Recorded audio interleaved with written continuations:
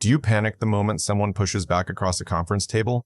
Do you leave high-stakes conversations feeling like you gave away your leverage just to keep the peace? Most people fail in negotiation not because they lack passion, but because they prioritize being liked over being respected. You do not need cheap tricks or loud performative outrage to win. You need an unshakable foundation built on presence, leverage, and absolute authority. That is where Robert Zane comes in. He is the managing partner who does not need to shout, because his reputation walks into the room 5 minutes before he does. From timid concession to tactical leverage to total courtroom dominance, this is Are You Weak at Negotiation? Just learn from Robert Zane. Don't copy the bluff without the preparation behind it. True power in any negotiation is never staged. It is earned long before you sit down. The first thing you notice when watching Robert Zane negotiate is that he never relies on theatrics to make his point. While younger attorneys attempt to dazzle opponents with rapid-fire bluffs, Zane sits back with an ironclad understanding of the facts.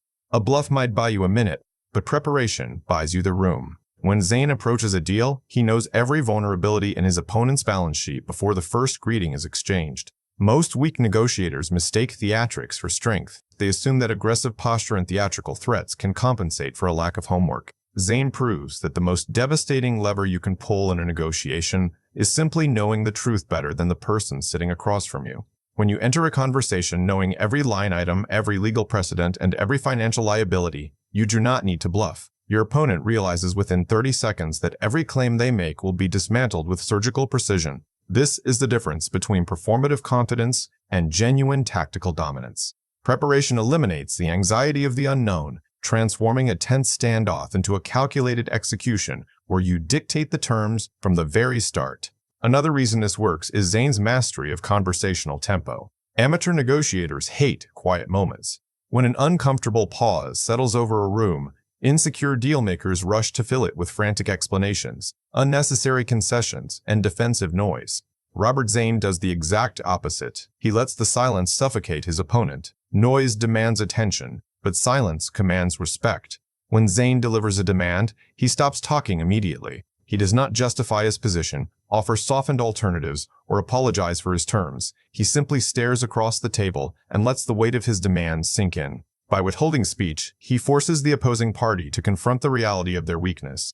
The psychological pressure of an unanswered silence creates immense discomfort, driving the other side to speak first and expose their reservations. When you control the noise in a room, you control the emotional climate of the deal. Zane uses stillness as an active weapon, demonstrating that the person who can sit comfortably in silence is always the person who holds the power. Stop filling the air with frantic justifications and let your terms settle until the other side yields under their own discomfort. The deeper lesson is how Robert Zane handles interpersonal dynamics. Many professionals try to charm their way through difficult negotiations, relying on charisma, pleasantries, and forced camaraderie to soften hard edges.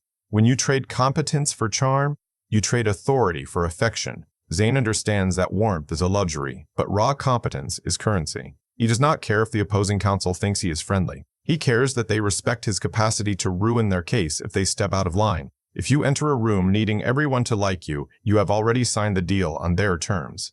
Zane built his career on unyielding legal competence and flawless execution. When he demands a settlement, it is not framed as a personal favor or an amicable compromise. It is presented as a mathematical inevitability based on his superior positioning. When you prioritize being respected over being liked, your boundaries become non-negotiable. Competence demands compliance because it removes the option of emotional manipulation. By making his technical excellence the center of every room he walks into, Zane forces everyone to negotiate on facts rather than feelings. A critical element of Zane's negotiation strategy lies in his unwavering allegiance to his core values and partners. Weak negotiators often sacrifice long-term trust for short-term gains, abandoning personal loyalty the moment a lucrative shortcut presents itself. Zane demonstrates that true power requires anchoring your ambition in absolute integrity toward those you represent. When opponents attempt to divide Zane from his allies or offer him personal side deals to compromise his position, he shuts them down instantly. Loyalty over ambition is not just an ethical stance. It is a tactical fortress.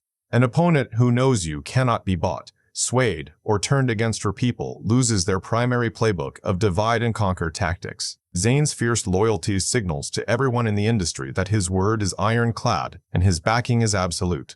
This gives his team supreme confidence and deprives his enemies of leverage. When your integrity is untouched, your opponents realize that psychological games and personal bribes will fail completely. In any negotiation, showing that your principles and loyalties are entirely non-negotiable forces the counterparty to deal exclusively with the hard reality of your terms. Another crucial dimension of Zane's approach is how he establishes boundaries early in the negotiation process.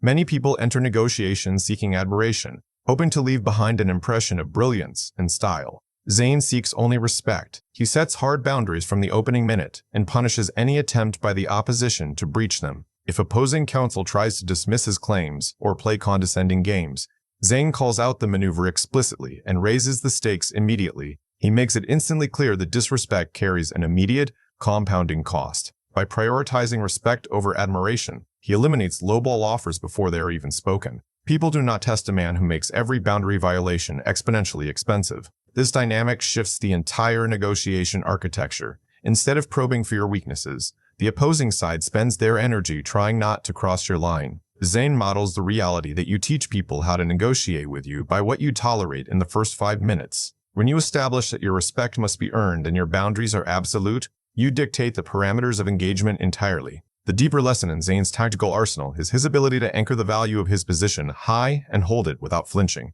Weak negotiators set reasonable targets and then immediately start discounting themselves before the other side even responds. Robert Zane sets an unyielding anchor based on the maximum value of his position and forces the other side to do the heavy lifting to move him. He treats his anchor not as a starting point for compromise, but as the fair price of avoiding absolute disaster. Because his anchor is grounded in real competence and leverage, he can defend it without emotion. When you refuse to negotiate against yourself, you force your opponent to spend their capital just to get you to listen. Finally, Zane knows exactly when to walk away from a toxic table. The biggest weakness in negotiation is the fear of leaving without a deal. When Zane sees that an opponent is acting in bad faith or offering terms that violate his core standard, he packs his briefcase and walks out. He understands that walking away is not a defeat. It is the ultimate assertion of control. A negotiator who cannot walk away is simply a hostage to the room. By demonstrating a complete willingness to leave, Zane flips the anxiety back onto the other party, who suddenly faces the catastrophic cost of a total collapse.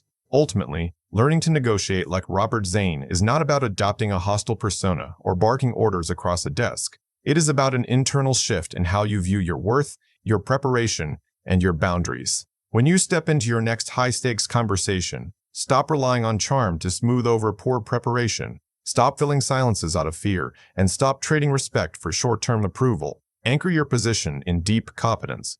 Stand firmly by your loyalty and principles, and never be afraid to walk away from a deal that diminishes your standard. Build your foundation first, command your space, and negotiate from absolute authority.